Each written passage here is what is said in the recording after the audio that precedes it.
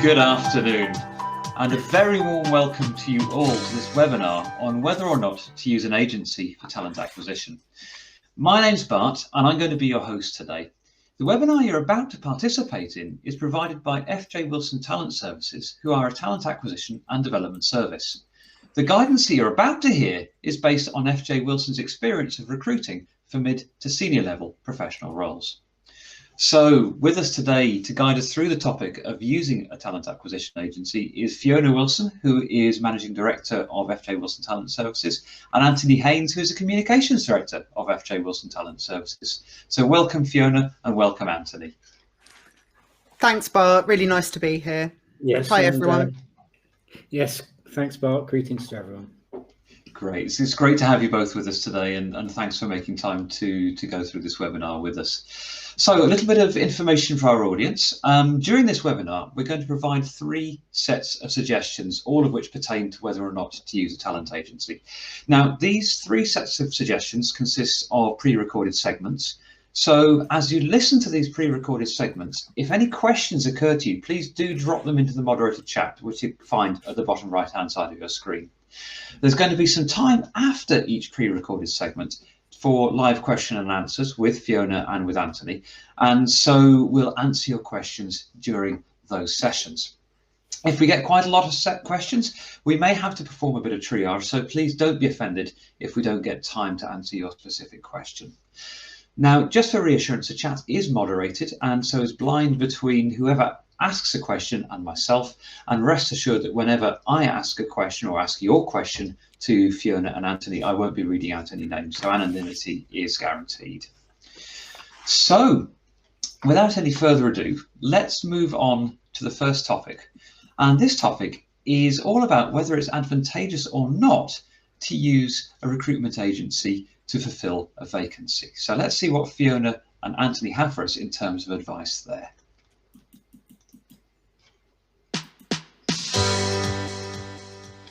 So the answer here is not necessarily. It absolutely depends. What we're not trying to pitch on this webinar is that we are the talent agency marketing board, and for every single role that you ever have, vacancy that you ever have, you should always use an agency.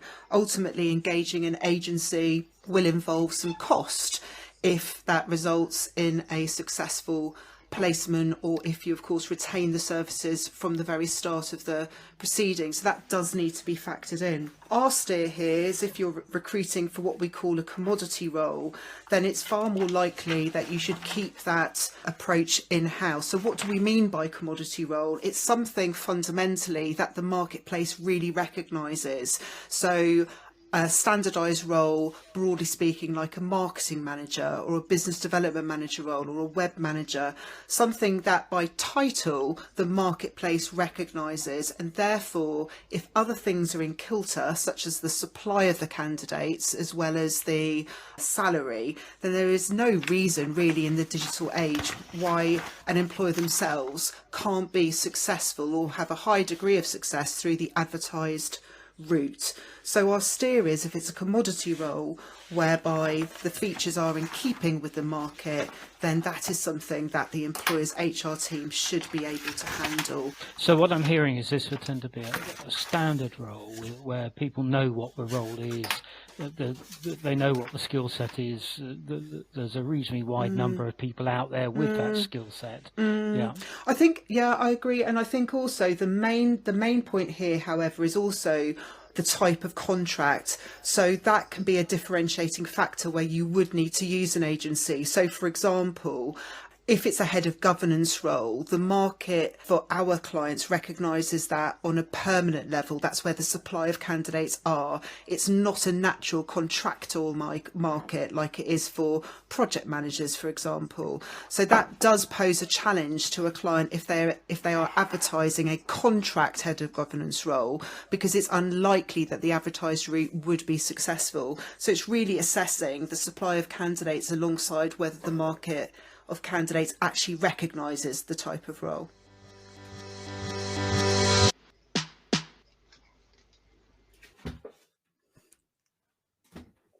And thank you, Fiona. both of you for your advice on this. Thank you too for our audience who's asking some really good questions. So the first question that we've got in is all around, well, what are the factors that are needed in terms of consideration, whether to engage or not to engage a talent agency if the role isn't a commodity role? So what would your thoughts be there? I think ultimately it also comes down to time, Bart. I mean, we have worked with clients over the years who are really quite small. So our smallest client actually has full-time employees of 6. So for them, when they actually do hire and expand their team, they just don't have the capacity. They don't have any HR function, of course, internally because of the size of the organisation. Next scale up, again, we've worked very recently with a small professional body whose full-time employees are under 30. Again, HR is outsourced there. So there just isn't the capacity for them to actually deal with the sifting of the applications, let alone the time to be set aside to write a job advert that's going to attract. So time is a really big factor, time versus cost versus specialist knowledge. Would you have anything to add, Anthony, on that from your... Well, I think all I'd say is there's a sort of corollary from that, which is we framed it about when should you use an agency, but really it's a question of when should you use what type of agency, in the sense that one of the things an agency brings to the table, I know we'll discuss this in a lot more depth later, but is specialist knowledge. And therefore, a lot depends on, there are some kind of vacancies where quite a generalist agency will be fine. And then there are others where a sort of boutique agency, a niche agency is what you need, because they've got the specific knowledge of the markets and the roles in those markets. And I would go. Sorry, I think we've got just a bit of a time lag there, but I think the other thing to build on that is, of course, there are specialist agencies in sectors such as, for example, finance or HR, but also there are agencies that specialise in actually the type of organisation. So, for example, we specialise in the world of professional membership bodies, awarding bodies, learning providers. So, again, to Anthony's point, it's about whether the role fits, really having an external provider who understands how to sell that story for candidates outside the sector, as well as having at their fingertips candidates from within the sector too. No, that's interesting. So what I'm hearing here is there's actually quite a number of different circumstances where employing an agency could bring real benefit. So there's one sort of pool of experience whereby, let's say it's a fairly big body, but they're looking for that specialist role, and that's where that expert knowledge comes in and really adds value. But also there's the SMEs and the sort of the startups where, as you said before, there just isn't the personal capability and the time within the team to find the talent and the resource they need. So that's really interesting. Would you have any advice for, especially that latter sector, as to how to easily find and make the match between the right kind of agency and the requirement? Because if they're approaching an HR function for a first time, it must be quite an overwhelming and daunting environment to be sort of wading through and trying to get the right path. What are your thoughts there? Anthony, do you want to answer first, or shall I take that? Go on, I'll leave that to you. I think you're better. I think seriously. I mean, I think,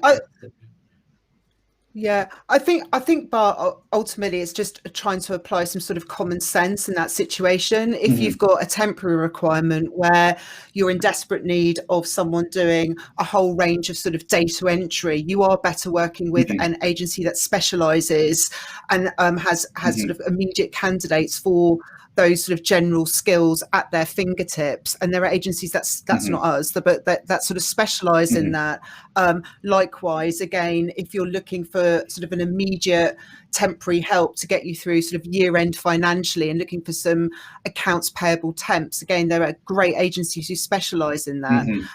However, if you're looking for candidates that are really well suited to the culture and the interplay and the tensions between sort of your structure and the outside world, then our advice is around working with an agency who really understands that world and has majored in that world, and therefore again knows how to either attract and engage candidates who perhaps have never thought of working for a professional membership body, for example, compared to candidates who already exist and have that experience of working within that world. So I think it's, again, just really thinking carefully before you go to market around the type of candidate that you need for that particular role. I think in particular, in terms of selecting which agency, I would say keep your eyes open, have a look around you. Like if you read professional or trade magazines in your area, or you visit certain websites, or you go to certain events, then, well, you know, who's present there? Like whose job adverts do you stumble across in your line of work? Who's approached you in the past or poached your staff? Other companies in your sector, who do they use? And just, I would be led very much by sort of evidence of activity in your particular market. And obviously with social media as well, you'll find if you interact on social media in terms of LinkedIn or whatever, who are the people joining the conversation? In other words, they're not just setting their stall out saying, oh, we're a great recruitment, but they've actually got something to say that's pertinent to your type of recruitment. That's really interesting. And I guess the world of social media, especially LinkedIn, sounds like it's slightly shifted the way in which one can make these choices. One can find agencies or indeed people, I'm guessing, that may not have otherwise crossed one's radar before. Absolutely. Yes. Yeah, very much so. Yeah, very much so. Yes. That's brilliant. Brilliant. Well, thank you both very much for some really good answers to that. And thanks again to our audience for asking some good questions. So let's move on to the next topic, which is all about the time required to engage an agency. So let's see what Anthony and Fiona have to say about that particular topic. I think this needs to be factored into the consideration of whether or not to use an agency. Really two factors. One is the total duration of time involved when recruiting for a vacancy, and the second is around by when, the actual schedule, particularly if there is a specific date in mind.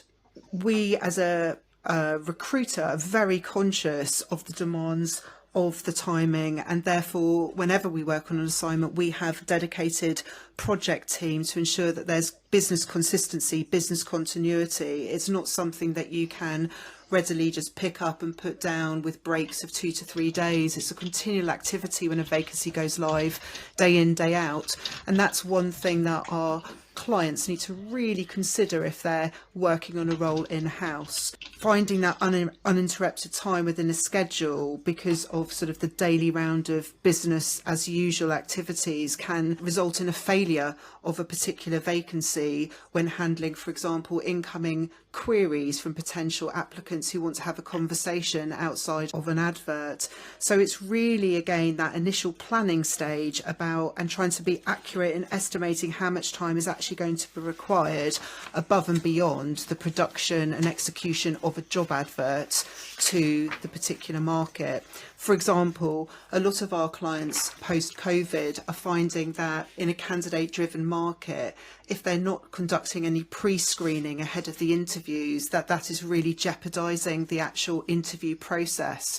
So they're having to build in now pre-screens, just as an agency would do when they are approaching the market directly, to make sure that the candidates are really matched in terms of hybrid working arrangements, salary expectations, etc., rather than using the interview to actually deselect opportunities based on those hygiene factors. Yes, I think that's interesting how the problems concern the estimation of the time as well as the actual time involved. It's sort of wedge shape, isn't it? It's one of those things like a wedge where before you do it, you think, oh, you know, we can breeze through this. It's not going to take too much time. And by the time you've actually done it, you realise it was quite a wad much of time. And I'm really struck from what you say about how it's not just a quantity of time, but it's a quality of time. I mean, trying to sort of search for candidates, and you do it for 5 minutes, and then someone comes and asks you to do something, and you break off, and then it's another 5 minutes. That's not going to get you where you want to get to. I think it returns again to that sort of original premise of whether you see recruitment centrally as a sort of just a linear execution of admin, whereby when there is a vacancy requirement, that the job centrally is to produce a job advert, to advertise it, and then at the end of the advert to sift and to send back. In our experience, recruitment is a lot more involved than that for the majority of roles, whether or not they're a commodity-based role, and that needs to be factored in to that estimation of time centrally.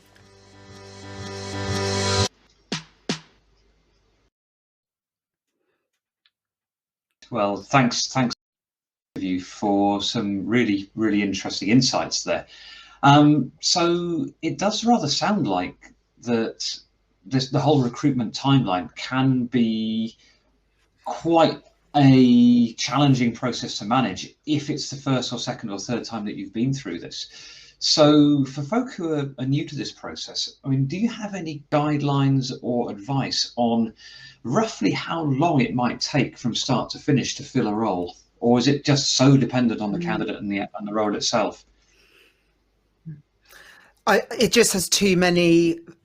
No is the simple answer. It just has too many variances to be able to even give that. I mean, it depends at sort of what point during the year that you actually are, targeting the market. But the big factors, Bart, here, which are often underplayed, is that if you are a premium employer brand in the market, and the roles that you have are ones that the marketplace understands, and also you pay well, and you offer also sort of the relative flexibility that the candidate marketplace actually desires, then ultimately you're in the driving seat when it comes to recruitment. But we work typically in scenarios that have sort of variances on that. So we work with brands that perhaps are, really having to sort of compete, for their choice of candidates, or their salaries might be at sort of the lower end of the quartile or even below the marketplace, or there are some aspects of the role that make sort of just a pure advertised route very unlikely to produce. So we are working and consulting with clients to unpuzzle those particular challenges. Or it might be that it's an incredibly senior role or specialist role, which the client really wants to work with the specialist providers to make sure that they've got the depth and reach of passive candidates who are not looking at the advertised route as well. So I'm afraid there are just way too many variances to kind of give that estimate of work. I mean, when it comes to our side, when we budget for working on a particular search, that might range from maybe sort of 20 hours worth of team time up to about sort of 80-90 hours of team time. It depends on the category, depends on the complexity, etc. So I think it's just that reality check that it's just not a linear process where you can advertise and there'd be nothing else at all. Unless again you're unless of course you are unless you're in such a desirable situation as an employer and for the role that you can command all the shots, but most employers wouldn't be in that situation, particularly in the current market. No, that sounds fair. Anthony, what were you going to add to that? Yeah, sorry, I didn't mean to cut across you, Fiona. I was just going to say, obviously, it helps if you've, it's a role that you've filled before, because then you kind of think, okay, I know how to do the searches. I may even know some possible candidates already. I know where to look. Although the problem with that argument is actually it's the old idea: if you never step in the same river twice. I mean, things move on over time, and we're in a very unusual job market, and I've been saying that for a long time, because ever since the epidemic policies, the labour market's been in a state of flux, And now we're in a situation where there's still a long-term, people withdrawing from the labour market, withdrawing their labour. But at the same time, there are people thinking, oh, inflation, I better come back. And also, there's very changing attitudes from employer and employee about hybrid working from home. Do we want to work in? And that's changing all the time. So actually, what we find is we get some roles where we think, okay, we know who we're looking for here, and we've got some in mind. Even then, sometimes they can take longer than. I think the key thing is you just have to be open-ended and sort of not try and put a target on it. I think also in a very sort of competitive labour market for that particular category of staffing, what is often really unappreciated unless you do recruitment as a day job is the amount of intervention that happens around those interview processes to continue to sort of increase or maximize the level of engagement that individual candidate has with that particular role, with that particular organization. So as an agency, we're having to work very hard and actively in between all parts of the recruitment process to ensure that the candidate is well matched, to try and reduce the amount of times that a candidate will choose an alternative option or indeed do a U-turn when offered to do with a hygiene factor.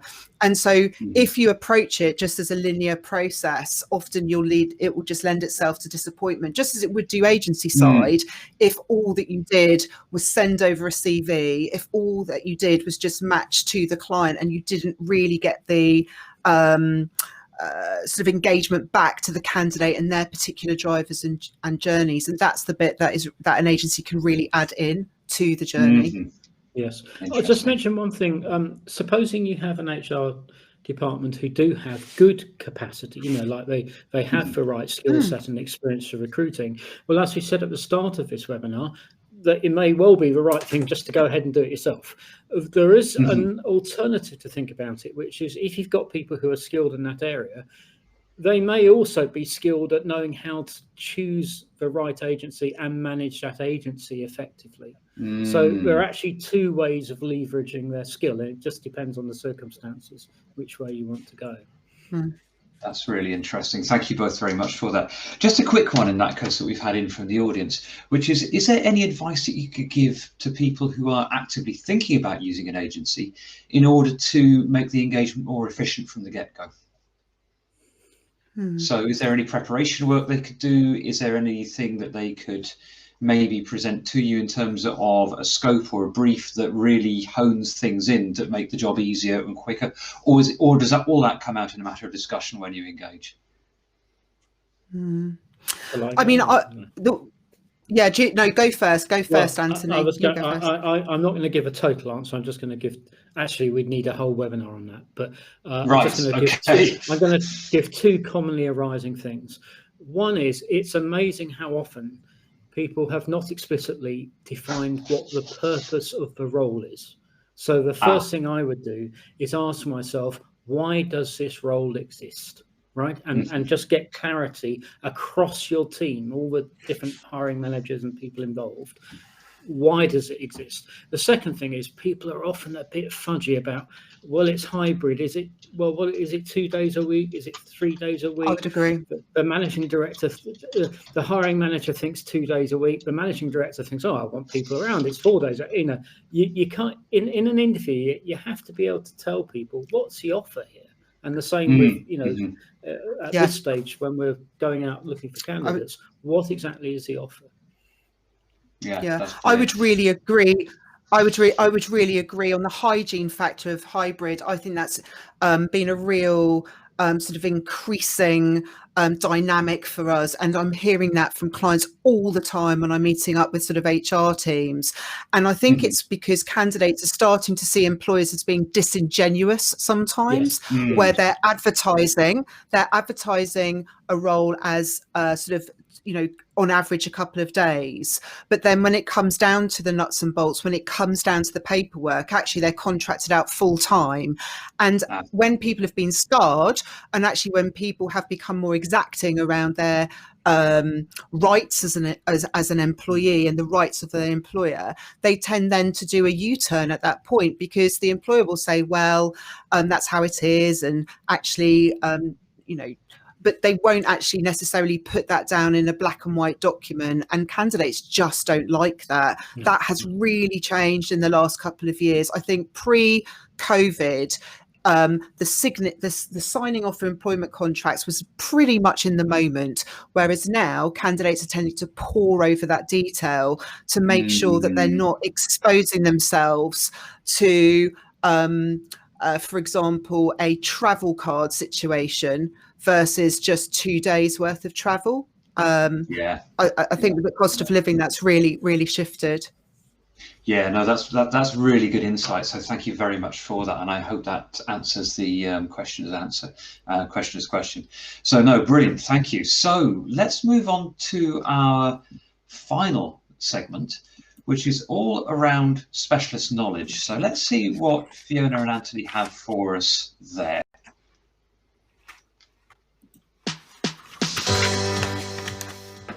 Yes, to do recruitment well, especially for the kind of roles that we've designated as being appropriate for the use of an agency, there is definitely some specialist knowledge, which is extremely helpful. So one type of knowledge is knowledge of specific candidates.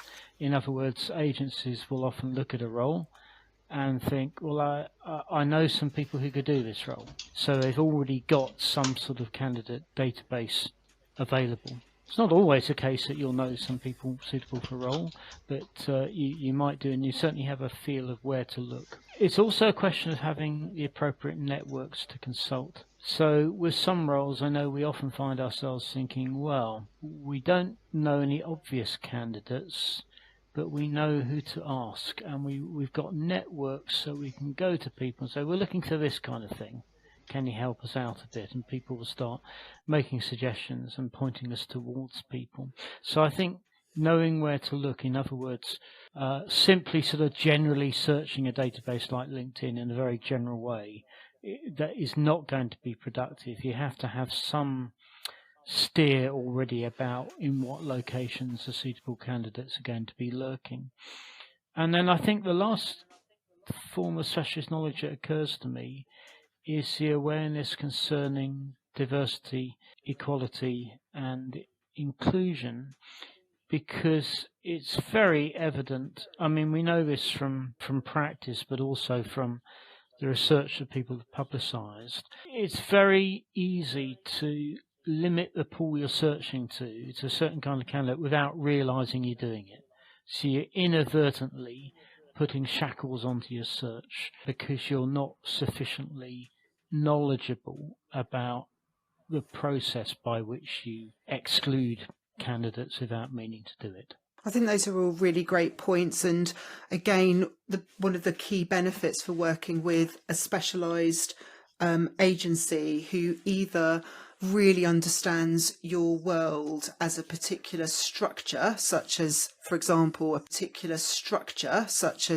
example, a professional membership and awarding body, is that you can really leverage that experience to reach and do the storytelling piece to candidates outside of the sector who perhaps are looking for a move into a charitable structure. And that's one of the big benefits, is that storytelling piece. It's the intervention, which might involve a couple of dialogues up to 45 minutes each per candidate. And we have got plenty of examples of where we have attracted people, for example, in marketing roles from the likes of very large commercial organisations, whether that be Amazon, but who are really searching for a more values-based organisation where they can have a real return to society. But that does take a lot more skillful intervention. But to your point, that's our belief in ED&I per se, is that there does need to be more dedication of time and care taken to really leverage that understanding to broaden the talent and the talent engagement looking at a particular organisation. The point you made earlier, Anthony, is a very wise one. Searching databases or searching databases attached to jobs boards isn't actually something that you can do for 5 minutes and move on unless you're being incredibly narrow in your thinking. So an example of that would be a head of publishing role for a Royal Medical College, whereby you're only considering people who already are heads of publishing at other Royal Medical Colleges. That's obviously a very simplistic search and one which can be picked up and put down. But to broaden the pool and to think about other organisations from perhaps a sort of a broader STEM background of publishing who are not necessarily a Royal Medical College does take some time and planning to execute that search, and also a modification of how you approach and engage those types of candidates. So for us, that is an allocation of time in our team where we play to people's strengths, where they have stretches of time working on a particular role day in, day out, so they can be lateral in their thought process to create alternative search strategies. I think lateral is a key word there. It's something I've noticed in conversations with our researchers.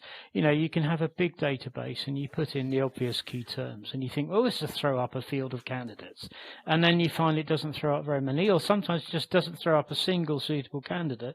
And then you've got to think, well, what do I do next? And I think that's where the experienced researcher will they'll be resourceful, they'll have synonyms, they'll think, well, what's another way of looking at this then? So they not only know where the database is, but they also know how to fine-tune them. Yeah, very much so. And you can have roles, particularly in central functions like HR, where the client is absolutely and quite rightly agnostic about whether or not a candidate has worked in again, for example, say professional membership organisation before. They're agnostic about that.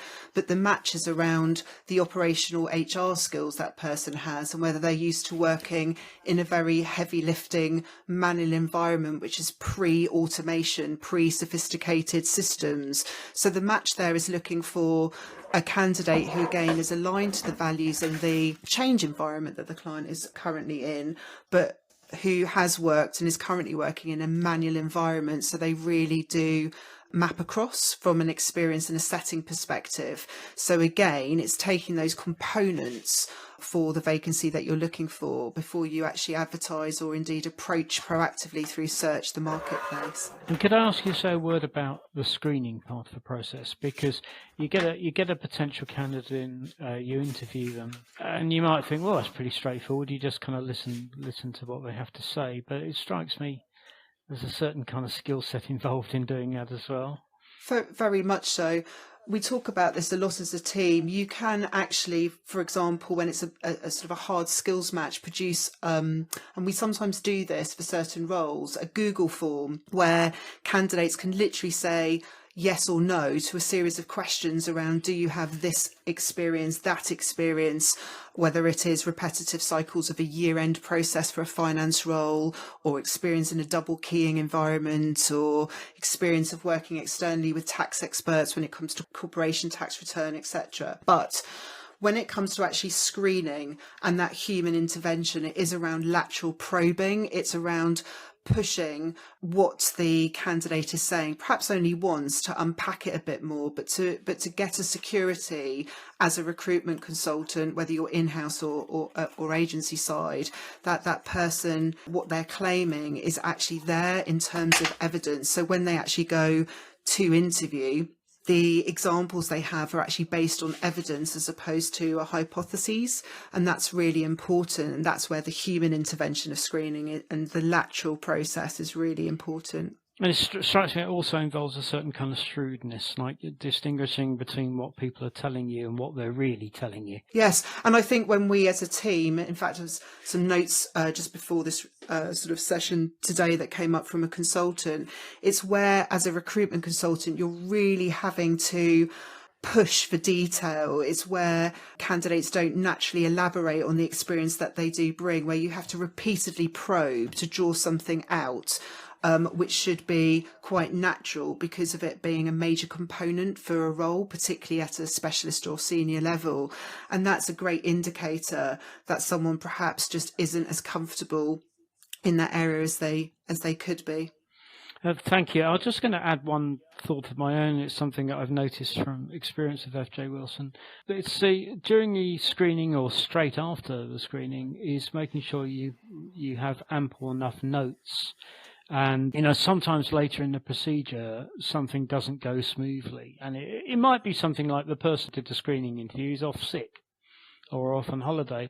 And so the quality of the notes and the accuracy of the notes becomes extremely important. You need to be able to say confidently, well, actually, this is what we said. This is what was said during that screening interview. I think that's important for multiple reasons. Number one, the primary offering when we screen initially is to do that on the phone, because it, of course, lends itself better to mitigating unconscious bias that can take place when you meet people over video. So it's very important that consultants really listen as actively as possible and note take in the moment as accurately as possible.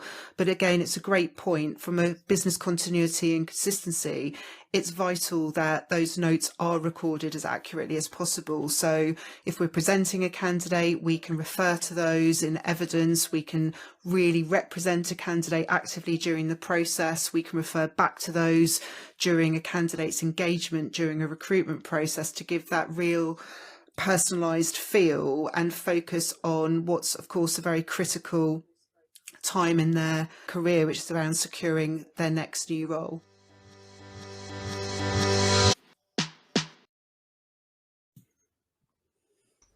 Great. Brilliant. Well, thank you again both for some really, really sage advice and some interesting experiential snippets there as well. It's certainly to myself, who's quite unfamiliar with this ground, it sounds like not engaging someone with the requisite specific knowledge is going to end up in a walk through a minefield, since there's so many different factors that need to be taken into account in that field of recruitment, especially DE&I issues. So one question that's come in from the audience is that, have you ever found situations where employers might actually work in a kind of a two-step process? They might endeavour to find candidates in-house first, realise they've wandered into this minefield, and then engage an agency.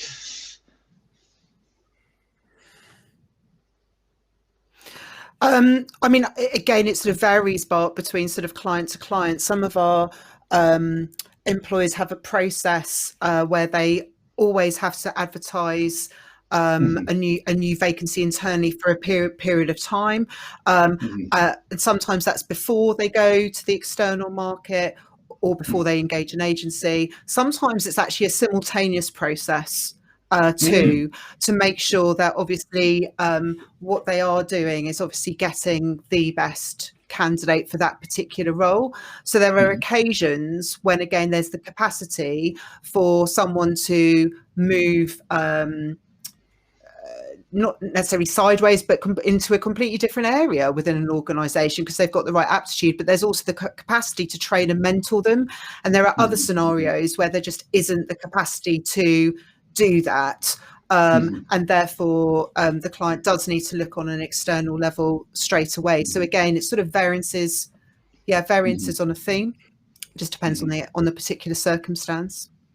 Yeah, interesting. I think a lot of our custom does come from people who try to do it in-house for a particular role. Most. And then they think, oh, we better get some help. Yeah, I would go a step further, and I would actually, got a time lag, but most of our clients will obviously go internally, but they will also often have a mandate where they have to advertise it first before they can engage an agency. So they might go first for one or two internally for 1 or 2 weeks. They might advertise themselves directly for probably 2 weeks. So sometimes that can take them up between 2 and 4 months, by which time the incumbent, of course, has potentially gone. But it's at that point that they will look to engage an external agency. So it's always weighing up in the scenario, what is the impact to that particular area of the operation if there is a time lag or an absence in terms of headcount. No, that's really interesting, and I guess it's very interesting you mentioned that the possibility that your incumbent may have gone. So there's a whole issue here around succession management and how to plan the succession management in tandem with the recruitment process as well. Indeed. Yeah, and handover. And I think, again, we've recently, for example, been working on a couple of HR operational roles, quite senior roles, but where it's absolutely critical that the candidates going forward can either start relatively immediately post-referencing, or they have to be able to hand over for at least a week before the Christmas break in order to onboard them with the outgoing person. And so again, unless the client can actually ensure that as part of their screening, they're doing that intervention with the relevant candidates, they can get to interview and then be interviewing individuals who are just unable to either start immediately or indeed be around for the handover and just waste everyone's time. Interesting. So it's a real necessity here for people to understand the entire picture rather than just elements of it, by the sound of it. So brilliant. Yeah, well, thank you both. So. Thank you both very much for your very interesting guidance through this, and thank you too for our audience for asking some really pertinent questions. Sorry we didn't get around to quite all your questions this afternoon, but I hope that's given you a good overview of this particular field. So before we wrap up, I'd like to ask you, Fiona, Anthony, a little bit more about FJ Wilson. I know that you provide services to employers, but I'm aware that you also provide services to individuals as well. So how do you assist job seekers, please? But so when it comes to job seekers, on a generalised level, whether someone is working with us for a particular vacancy or not at all, we have open access, free resources available to all. So by going on to our website, fjwilson.com, any job seeker can access through the candidate page a range of downloadable PDFs. There's links to our podcast, which is a range of episodes specifically for job seekers. We also have on-demand webinars, and we also offer one-to-one coaching. So whether a candidate is working with us for an assignment or not, Anthony, for example, specialises in presentation coaching, working with sort of a range of candidates to help them navigate that or improve that sort of area of their sort of skill sets. And I and others also work with job seekers on a more sort of broader careers coaching level as well. So we do again offer a range of support. That's absolutely brilliant to hear. So thank you both again very much for being here today and for your valuable wisdom and guidance. Thank you to our audience. There's one other person I'd like to thank, and that's a chap called Harry Chalmers, who's responsible for the introductory and exiting music and all the various other musical interludes that are included today. So thank you to all. We hope to see you again on a future webinar, and enjoy the rest of your day. So see you again soon. Bye-bye then. Bye.